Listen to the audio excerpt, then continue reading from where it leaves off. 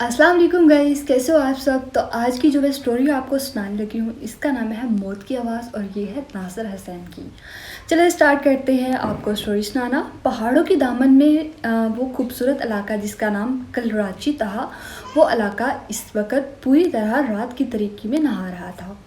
इस इलाके में आबादी तकरीबन ना होने के बराबर थी।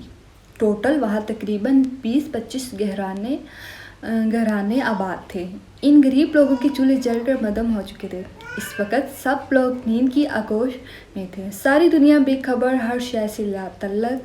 लेकिन अचानक एक पल में इस खामोश इलाके में ऐसी आवाज़ गूंजी कि मुर्दे भी जाग जाएं। सब इलाके वालों की नींद उड़ गई। सभी वशज़दा होकर एक दूसरे को देखने लगे। दिल धक धक कर रहे थे। बच्चे और औरतों तो दूर, इस आवाज़ से बड़े बड़े से बहादुर भी कांप रहे थे। और आवाज़ थी ही ऐसी। एक बार फिर वो आवाज़ गूंजी पूरे इलाके में, हर तरफ डर का समा पैदा हो गया। वो आवाज़ इतनी ऊंची थी कि दूर दूर तक सुनाई दे। बेशक वो आवाज़ किसी इंसान की ना थी। वो आवाज़ किसकी थी ये कोई नहीं समझ पा रहा था। हाँ, सब इतना समझ रहे थे, वो आवाज़ इस इलाके में एक रहायशी का नाम ले रहा था। वो आवाज़ किसकी थी और वो इस आदमी का नाम क्यों ले रहा था। लेकिन आखिरी बार वो आवाज़ एक बार फिर पूरे इलाके में गूंजी। वो आवाज़ दूर दूर फासले से गूंज रही थी और ऐसा लग रहा था वो आवाज़ आसमान से कहीं गूंज रही है। आवाज़ हद से ज़्यादा खौफनाक थी। सबके पसीने छूट रहे थे। थोड़ी ही देर में सारे इलाके वाले बंदूकें और असले लिए इस आवाज़ के ताक़ुब में घरों से बाहर निकल आए।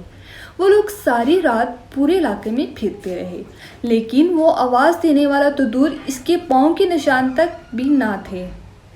सबके ज़हन में एक ही सवाल था, वो आवाज़ किसकी थी और क्यों थी, कहाँ से आ रही थी और वो इस इलाके के एक रहायशी का नाम क्यों ले रहा था। लेकिन किसी के पास भी इन सवालात के जवाब नहीं थे। रात की स्याही दिन की रोशनी में तब्दील हो गई। हर तरफ जैसे ज़िंदगी दौड़ गई। सभी लोग अपने अपने कामों में मसरूफ़ थे। रात वाली बात अगर कोई बहला नहीं पा रहा था तो वो इस वहशतनाक आवाज़ को याद भी नहीं करना चाहते थे। इसी इलाके में एक औरत अपने 2 साला बेटे को लिए तालाब में कपड़े धोने जा रही थी। वो हर शय से लातल्लक थी और इसके जहन में इस वक्त कोई ख्याल ना था। वो एक एक कदम आगे बढ़ रही थी, लेकिन वो ये नहीं जानती थी इसका बढ़ता हर कदम इसे मौत की तरफ ले जा रहा है। वे बेचारी नहीं जानती थी इसकी सांसें गिनती की रह गई हैं। इसे नहीं मालूम था कि थोड़ी देर बाद इसका दिल धड़कने से इनकार कर देगा।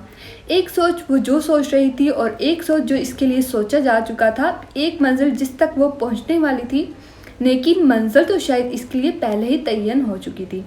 वो गहरे तालाब के किनारे कपड़े धोने में मसरूफ़ हो गई। इसका बेटा पास ही बैठा पत्थरों के साथ खेल रहा था। हवा के ठंडे झोंके इसके जिस्म से टकरा रहे थे, इसके अंदर सर्दी पैदा करने की कोशिश कर रहे थे।